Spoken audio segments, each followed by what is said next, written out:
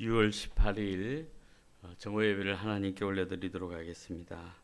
하나님, 세상을 살아가며 많은 사건들이 있고 또 힘들 때도 있고 기쁠 때도 있으며 슬플 때도 있음을 오늘 말씀을 통해서 배웁니다. 하나님, 그 모든 사건 속에 말씀으로 해석받는 저희들 되게 하시고 어떻게 살아야 될지 오늘 말씀을 통해 잘 배워서 앞으로 남은 생애를 하나님이 기뻐하시고 복음을 위해서 살아내는 저희들 되게 하옵소서. 하나님이 오늘 예배의 주관자 되어 주시고 또 하나님의 강력한 역사가 이 예배 가운데 임하게 하여 주옵소서. 예수님 이름으로 기도드립니다. 아멘. 찬송 드리겠습니다. 찬송.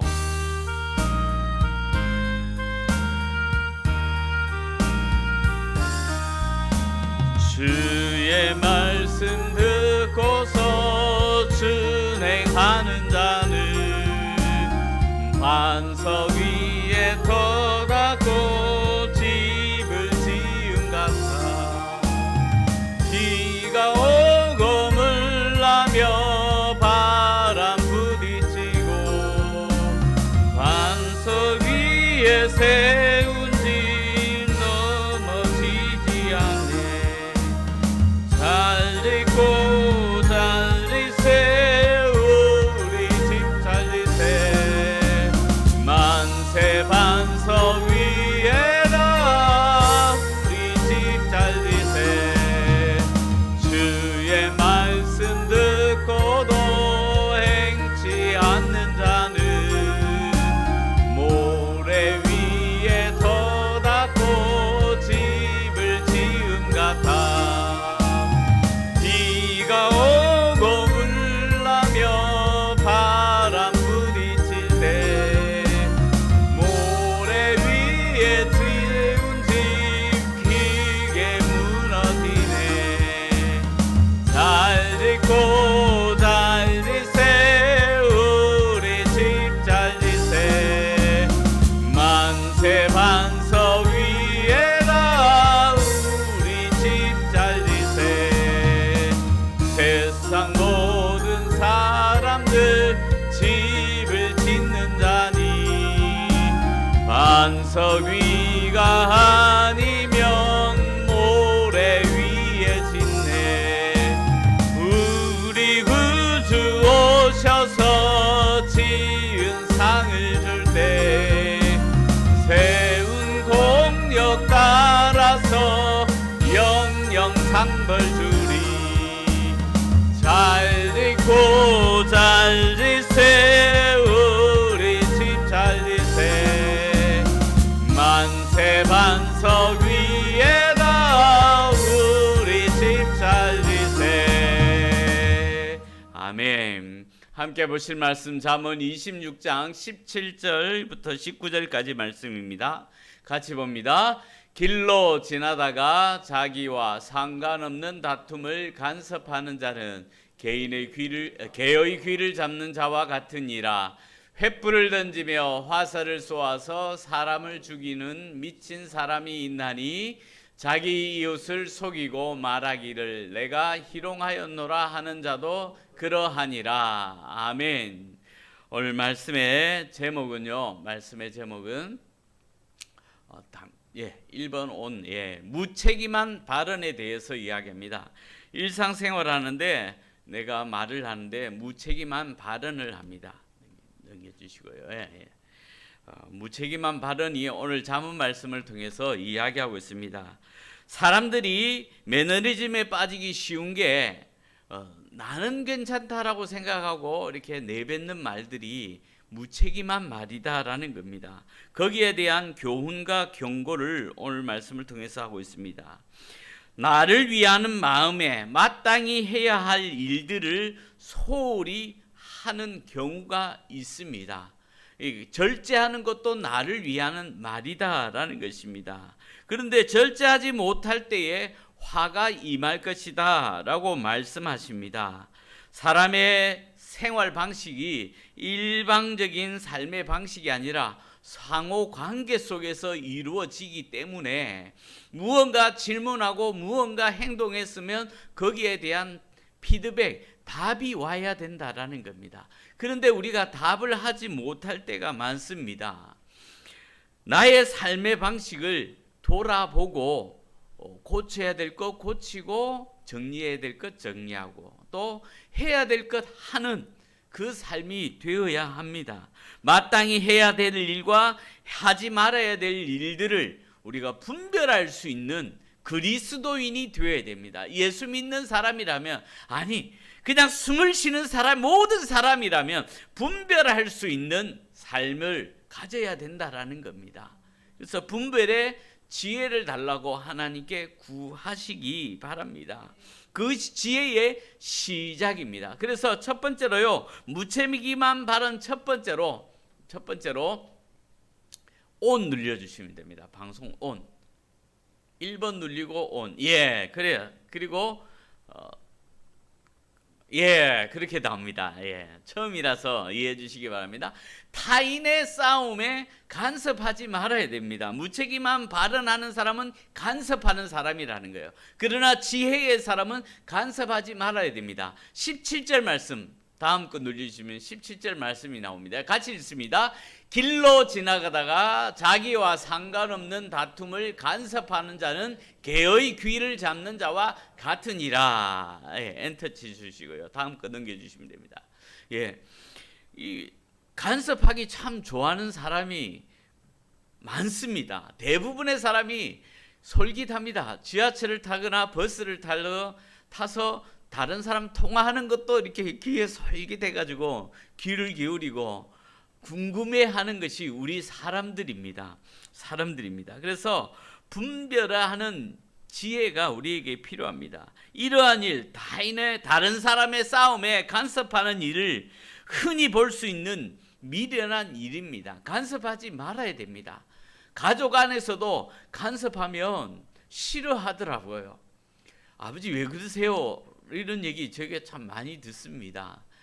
어머니 일인데 왜 간섭하느냐라는 거죠. 이런 일들이 있습니다. 나와 상관없는 싸움에 개입하는 것은 나를 해치게 만든다는 거예요. 가만히 있는 개의 귀를 잡으면 어떻게 될까요? 묻니다. 짖습니다. 불편함을 초래한다는 거예요. 잠언은 그래서 그러한 그릇된 일들을 경고하고 있습니다. 다른 사람의 일, 내가 개입해서 정리가 되면 되지만 정리 안 되는 경우가 다반사입니다.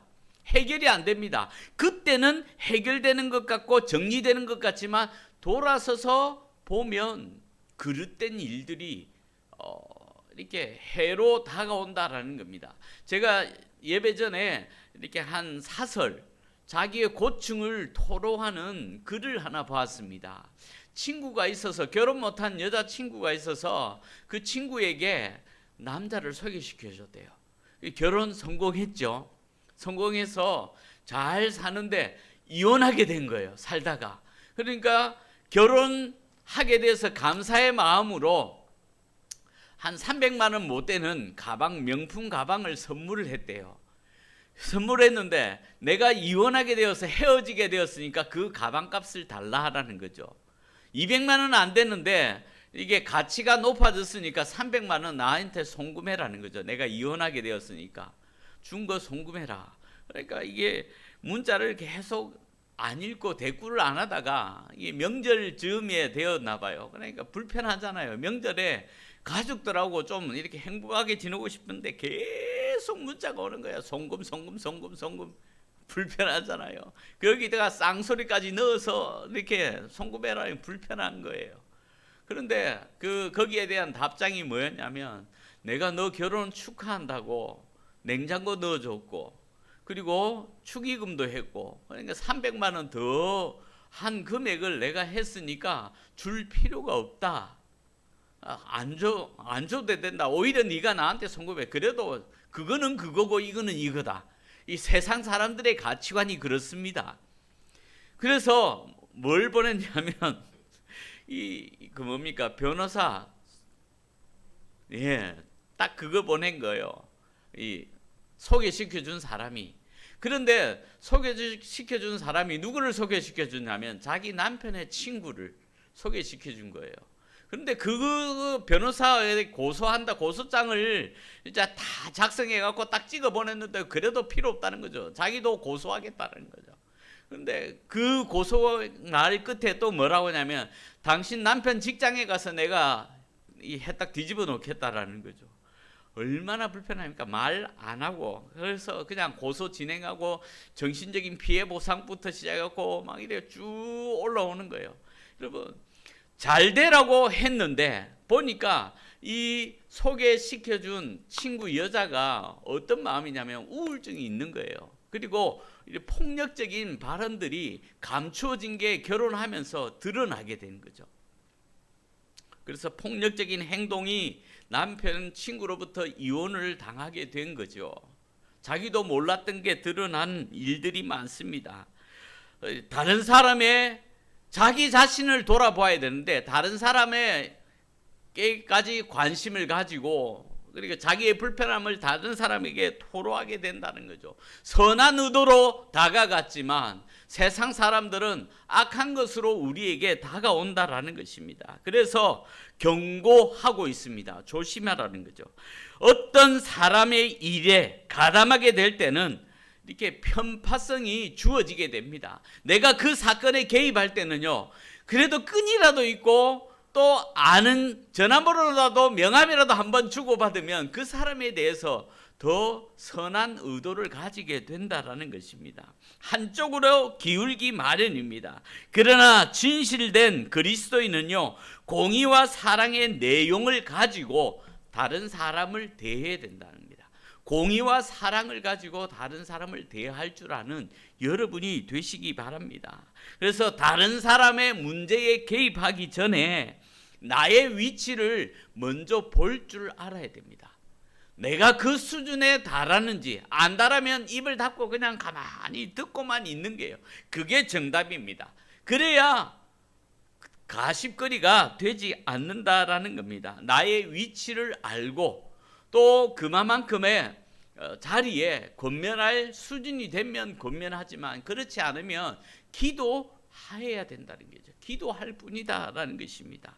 예의 바르게 그리고 옳은 것을 지킬 수 있는 우리 신우의 지체들이 되시기 바랍니다. 가정 안에서는 사람 식구가 적지만 직장 안에서는 여러 지체들이 많습니다. 그 지체들 다 상대할 때에 불편함이 있을 수 있습니다. 그냥 아무것도 아닌 거에 불편함을 느낄 수 있다는 거예요. 여전한 방식으로 커피 한 잔 다 줬지만 그 놓을 때 그냥 툭 놨다고 불편함을 가진 사람도 있더라는 거죠. 제가 이번 주에 그런 일이 있었습니다. 다른 교회 목사님이 만나자 해서 이렇게 나눔을 하기 위해서 만났는데 식사 자리를 갖게 되었어요.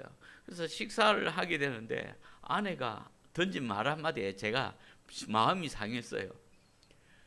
됐어요 이러더라고요. 아니 그냥 괜찮아요 라고 하면 되는데 됐어요. 그냥 여전한 방식이었어요. 근데 제 안에 그 자리가 불편한 다른 사람이 있으니까 불편함이죠.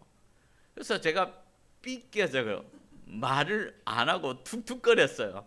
그리고 목사님 두 분이 먼저 내려가시는 그 순간에 여보 나 기분 나빴다. 당신 말 그렇게 하지 마라고 얘기했어요. 둘이 있으면 괜찮은데 다른 사람이 있는 자리에 그렇게 하니까 내 마음이 너무 불편하고 그 목사님 뵙기에 너무 불편하더라.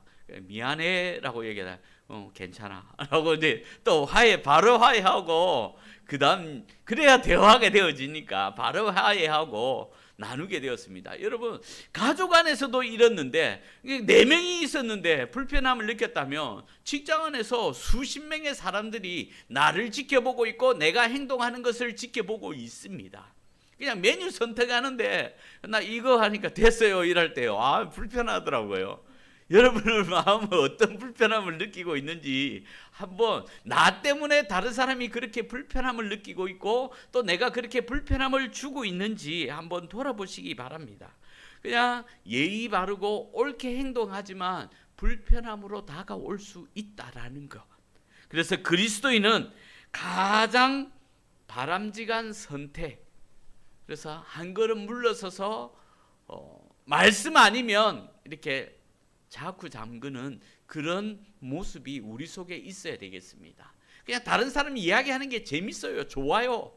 그냥 스트레스 해소도 돼요. 그러나 그 사람 마음을 상하게 하는 일은 없어야 된다라는 것입니다. 그래서 묵상하면서 다른 사람 싸움에 간섭하는 일은 하지 말아야 된다라는 겁니다. 다툼이 있으면 그냥 정말로 말씀으로 중재하며 나아가는 여러분 되시기 바랍니다. 그 나눔 속에 그 결론이 있었어요. 두 분이 이렇게 잘 다투어요. 저희 보는 앞에서도 잘 다투어서, 그래서 목사님 그러시면 안 됩니다. 제가 권면했죠. 저도 몰랐는데 아내한테 이런 불편함을 줄 때가 많더라. 그런데 나이 많은 선배 목사님이 저에게 와서, 이제 60 바라보는 목사님이 사모님이 화를 내면 그렇게 저를 시키더라고요. 목사님 이렇게 하셔야 됩니다. 이제 50 넘어갔으니까 사모님이 화내면 딱 손잡고 여보 미안해 라고 바로 해라고 적용을 시키더라고요. 여보 미안해. 거기서 한 번 더 소리를 내면 무릎 꿇고 여보 사랑해. 두 번째 적용이에요. 세 번째는 안아주라고 저한테 훈련 교육을 단단히 시키고 가셨어요. 목사님 그렇게 하셔야 됩니다. 그러니까 이게 잘 안 되더라고요. 그래도 하셔야 됩니다라고 제가 권면했습니다. 바람직한 일반적인 자세는요, 다 중심을 잡을 수 있는 사람이 되어야 됩니다. 그래서 다른 사람의 싸움에 개입 안 하는 것이 제일 좋지만, 내가 중재해야 된다면 말씀의 가치관을 가지고 중재할 수 있는 여러분이 되시기 바랍니다. 세상적인 이야기 끌어들이고 내 생각 가치관을 넣는 것이 아니라 말씀으로 중재할 수 있는 나의 위치를 딱 세우고 중심이 되어서 중재할 수 있는 여러분이 되시기 바랍니다. 그렇다면 적용의 질문입니다. 다른 사람의 일에 쓸데없이 끼어들고 있는 나의 모습은 어떤 것인지 한번 묵상해 보시기 바랍니다. 쓸데없이 끼어드는 일들이 많습니다. 그죠? 전화 소리 듣고, 그게 아니고 저도 그렇거든요. 아내가 종종 스피커폰에 해요. 그러면 여보 그게 아니다 하면서 막 손으로 꼽혀요. 그러지 말라고. 그러지 말라고.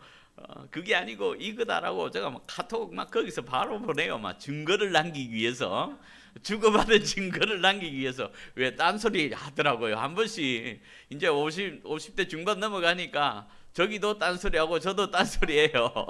그래서 증거를 남기기 위해서 카톡으로 이렇게 합니다. 다른 사람의 일에 쓸데없이 간섭하지 말고 다 중도를 지키면서 나아가자라는 의미에서 끼어들지 말라 라고 이렇게 이야기합니다. 또 한 가지 적용해 생각해 볼 질문은요, 그것이 다른 사람에게 상처 주는 일인 줄 여러분 알고 계십니까? 나의 말 한마디가 다른 사람에게 상처를 주고 있다라는 거죠. 그냥 제가 참 제 못된 습관이 그건 것 같아요. 이 경상도식으로 집에서 여보 리모컨 좀 주세요 하면 이렇게 그냥 주면 되는데, 어떤 때는 주는데 어떤 때는 그냥 감정을 실어서 미워서 이렇게 탁 주는데 그게 느껴지나 봐요. 다시 달래요. 다시 달래요. 왜? 감정이 실려 있다라는 거죠. 나는 감정 없는데 라고 하는데 말에도 감정이 이미 딱 내천자 그리면서 실려져 있어요. 그럴 때가 있더라는 거죠. 나는 모르지만 다른 사람은 다 알고 있다라는 거. 그래서 말씀으로 누르고 그리고 찬송으로 희석시키면서 사는 여러분이 되시기 바랍니다. 나의 말하고 행동하는 것이 다른 사람에게 상처가 된다라는 것입니다. 상처 주는 일인 줄 인정하는 여러분이 되시기 바랍니다. 두 번째로요, 무책임한 발언, 내뱉는 말이 두 번째, 이웃을 속이는 일이 됩니다. 이웃을 속이는 일. 18절 19절 말씀을 읽어보실까요? 횃불을 던지며 화살을 쏘아서 사람을 죽이는 미친 사람이 있나니. 19절, 자기 이웃을 속이고 말하기를 내가 희롱하였노라 하는 자도 그러하니라. 예, 말은 횃불을 던지고 화살을 쏘는 것과 같다라는 겁니다. 여러분, 물은 쏟아도 다시 걸레로 쥐어 짜면 그래도 어느 정도 담깁니다. 말은 한번 나오면요 다시 주워 담기가 어렵습니다. 그래서 잠언 말씀에 경우에 합당한 말, 은쟁반의 옥구슬과 같은 말들을 하라라고 이야기하고 있습니다. 누구를 만나든지 정말 이렇게 아로 새긴 사과 같이 예쁜 말을 많이 하시는 여러분 되시기 바랍니다. 왜냐하면 사람의 본성 속에는 그릇된 것들이 가득 차 있기 때문에 아무리 이렇게 내가 선한 말을 한다 할지라도 이렇게 조심해야 된다라는 겁니다. 조심해서 말하고 좋은 말이라도 그게 상처가 된다라는 거죠. 사소한 문제일지라도 내가 그 일을 할 때에 덕을 끼친다고 생각하는 일이라 할지라도 신중에 신중을 기할 수 있는 여러분 되시기 바랍니다. 누군가는 지켜보고 있고요, 누군가는 듣고 있습니다. 저희 둘째가 요즘 이제 공부한다고 이렇게 책도 사고 이래서 이렇게 방에 들어갈 때 우리 집인데 녹화하고 들어가야 돼요. 내가 임대를 주고 있는데 녹화하고 들어가야 되고 참 불편해요. 어떤 날은 문 확 벌컥 열기도 하거든요. 그래도 녹화하고 들어가면 안 듣는 것 같아도 귀에 이어폰 끼고 있는데도 다 듣고 있더라고요. 밖에서 이야기하는 소리. 이 요즘 아이들이 멀티 기능이 뛰어난 것 같아요. 다 듣고 다 하면 눈은 손은 게임하고 화면 보고 있으면서 귀는 들으면서 저의 말소리도 다 듣고 있더라고요. 딱 들어가면 자기 생활 노출시키기 싫어서 이렇게 소리 줄이고 덜 하고 이렇게 하더라고요. 그래서 덕을 끼치는 행동을 한다 할지라도 신중에 신중을 기할 수 있는 여러분 되시기 바랍니다. 또 반대로요, 오늘 19절 말씀에서 의식적으로 이웃을 속이는, 다른 지체를 속이는 일은 없어야 한다라는 겁니다. 제가 지난 주간에 사건이 있었거든요. 사건이 저희 아이가 좋아하는 스콘을 사왔는데 제가 약 먹고 본능적으로 입에 우겨 넣고 그 다음날 아이가 지가 먹고 싶은데 없어지니까 화가 나서 이거 누가 먹었어요? 제가 먹은 줄 알고 그랬더라고요. 이 둘째가 제가 먹은 줄 알고 누가 먹었어요? 라고 하는데 아내가 딱 쳐다보면서 이제 분내기 시작하는 거죠. 당이 있는데 그 달달한 게 얹혀져 있더라고요. 그거 신나게 먹고 야단 신나게 먹고 누가 먹었어요? 나 안 먹었다 절대로 우겼어요. 뻔히 아는데 세 사람 중에 한 사람은 분명히 안 먹었고 그 두 번째 사람도 안 먹었으면 저밖에 없잖아요. 그래요. 화를 내더라고요. 근데 그 화내고 끝에 아내가 또 그 남은 조각 또 먹어버린 거예요. 둘째가 더 화난 거예요. 지가 먹고 싶어서 힘들어서 여기까지 전포동까지 와서 사서 갔는데 먹어버리니까 화가 났더라고요. 그래서 제가 아내를 속이고 둘째를 속이는 일들이 있었습니다. 농담으로 이렇게 쉽게 한 이야기지만 행동이지만 그게 상처가 되더라는 거죠. 나중에 저녁에는 화해를 했어요. 아버지 이래서 정말 제가 먹고 싶고 아껴둔 거를 그렇게 먹을 수가 있냐. 네, 미안하다 했어요. 다음부터는 3개씩 사오느라 했어요. 그래 각자 하나씩 먹을 수 있게 3개씩 사오느라라고 얘기했어요. 그렇게 하겠다라고 하더라고요. 그리고 내 눈에 보이는데 놔두지 말라 했어요. 네가 먹고 싶은 거는 네 방에 보관해라 했어요. 그래서 제가 뒤지니까 본능적으로 약을 먹으면 이게 단기 기억 상실증이 유발하는 약이 있어요. 그래서 먹었는지도 몰라요. 또 본능적으로 배가 고프니까 그렇게 행동했지만 핑계하는 일이 생기지 않도록 여러분 조심할 수 있는 여러분이 되시기 바랍니다. 무모한 변명은 스스로 죄를 짓는 일이 됩니다. 그래서 무모한 변명이 생기지 않도록 여러분 나의 삶을 잘 가지치기 해나가는 여러분 되시기 바랍니다. 그것을 어려서부터 가르쳐 주셔야 됩니다. 우리 주일학교 아이들에게도 가르치셔야 되고요. 어리면 어릴수록 빨리 이렇게 고착화될 수 있습니다. 그래서 잘 가르치고 잘 양육해야 됩니다. 비교적 문제가 대수롭지 않을 때 그 일들을 해야지 딱딱해지면 다시 갈아엎는데 살아온 세월만큼 시간이 걸린답니다. 변화가 있는 것은 하나님의 기적적인 역사가 아니면 그만큼의 시간이 걸린다는 거예요. 50년 살았으면 고치려면 50년의 시간이 걸린다라는 거죠. 그래서 우리는 하나님께 기도하고 그리고 그것이 고쳐지도록 변화가 일어나도록 기도하는 것입니다. 습관이 되고 반복이 될 때는 무서운 악으로 자리 잡게 된다는 거죠. 나에게 나쁜 습관과 악한 모습이 있다면 이제는 말씀으로 지워가고 찬송으로 희석시키는 예수 그리스도의 보혈로 깨끗게 만들어 가시는 우리 신유의 지체들이 되시기 바랍니다. 여러 사람 대할 때 불편합니다. 그죠? 직장 상사가 큰 소리 칠 때 불편합니다. 그리고 내가 옳은 일 했음에도 불구하고 야단맞으면 억울합니다. 억울한 일 당해도 내가 할 것은 기도하고 여전히 그 자리를 잘 사수하면서 지키면서 나아가는 것입니다. 그래서 더 빨리 많이 알고 있는 여러분이 고쳐나가는 것, 그것밖에 답이 없습니다. 그래서 무서운 악으로 자리 잡지 않도록 이웃을 속이는 일, 그리고 내가 내뱉는 말이 횃불을 던지고 화살을 쏘는 것이다 라고 이야기하니 그것들을 절제하며 기도하고 다른 사람을 위해서 내가 너를 위해서 이렇게 기도하고 있다 말 안 해도 알 수 있도록 사시는 여러분 되시기 바랍니다. 그렇다면 한번 적용의 질문입니다. 내가 이웃을 대할 때 대수롭지 않게 여기는 행동이 무엇이 있는지 한번 보시기 바랍니다. 대수롭지 않게 하는 행동, 그게 다른 사람에게 상처가 되고 나의 악한 습관이 될 수 있다라는 겁니다. 그래서 정중하게 대하시고 그리고 예의 바르게 이렇게 대할 수 있는 여러분이 되시기 바랍니다. 그렇다면 또 한 가지 적용의 질문입니다.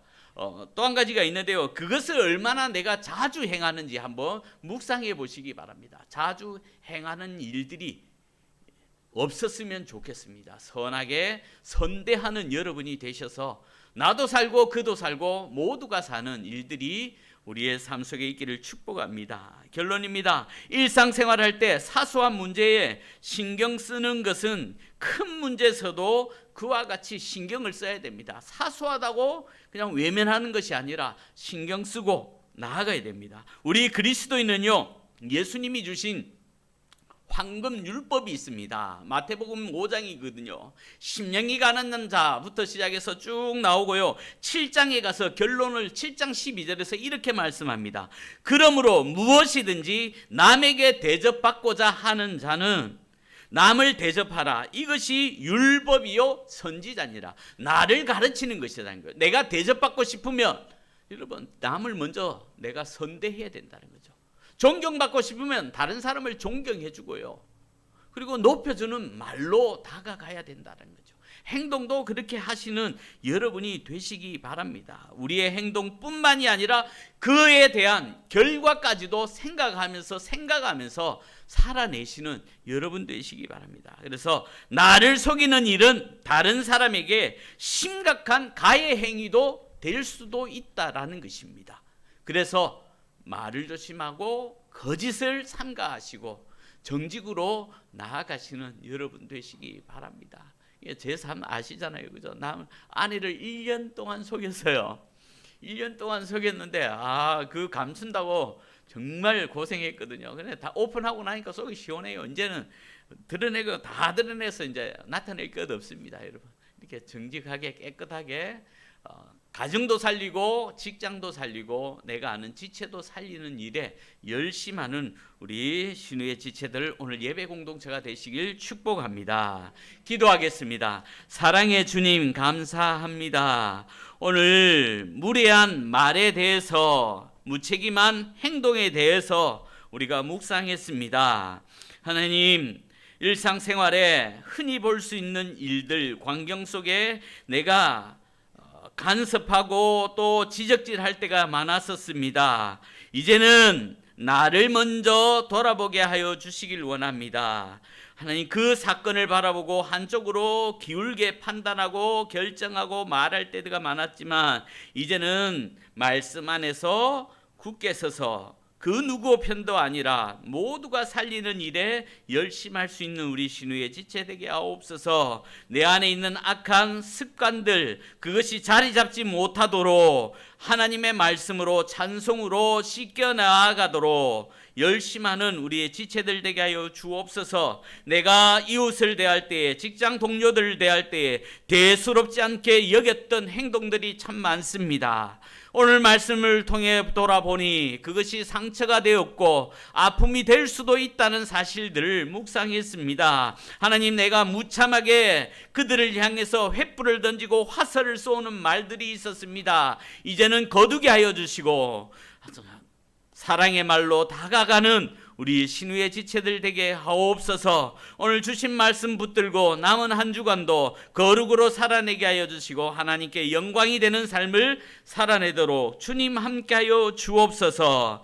기억되는 말씀이 되게 하시고 살아있는 생명의 말씀을 다른 사람에게 보여줄 수 있는 우리 신우의 지체가 되게 하옵소서. 하나님께서 그렇게 인도하실 줄 믿습니다. 오늘도 예물 드리며 나갑니다. 드린 손길 위에 30배, 60배, 100배로 갚아주시고 물질 때문에 어려움 당하지 않도록 인도하여 주시고 사람 때문에 상처받지 않도록 인도하여 주시고 또 사람에게 상처받은 거 오늘 말씀으로 다 씻어내고 새 삶, 새 영으로 살아나는 역사가 있게 하옵소서. 그렇게 인도하실 주님을 기대하며 예수님 이름으로 기도드립니다. 아멘. 이제는 우리 주 예수 그리스도의 은혜와 하나님 아버지의 무한하신 사랑과 성령의 위로 교통 충만 함께 역사하심이 무례하게 내뱉었던 말들을 이제는 조심하며 나의 위치를 알고 또 다른 사람을 바라볼 때 사랑의 말로 다가가고 속이는 말들을 거두고 사랑의 말로 심고 나아가기로 기도하며 결단하며 나아가는 우리 사랑하는 신우의 지체들 머리 위에 그 가정 공동체 위에 오늘 남은 일들 위에 그리고 오늘 예배하는 예배 공동체 위에 이제부터 영원토록 함께 계시기를 간절히 축복하옵나이다. 아멘. 505장입니다. 예.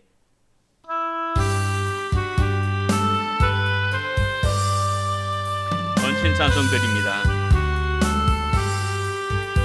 온 세상 위하여 나 복음 전하리 만 백성 모두 나와서 주 말씀 들으라 죄 중에 빠져서 헤매는 자들아 주님의 음성 듣고서 구원 받으라 전하고 기도해 매일 증인 되리라 세상 모든 사람 다 듣고 그 사랑 알도록. 예. 그 다음에 1번 오 내주시고요. 제가 십자가 하면 다시 복음으로 외칩니다. 십자가! 예, 두 번째 구하겠습니다. 성도가, 가정이, 교회가, 와, 축복합니다. 애찬 준비되었습니다. 수고하신 분에게 감사드리고 식사 나누시기 바랍니다.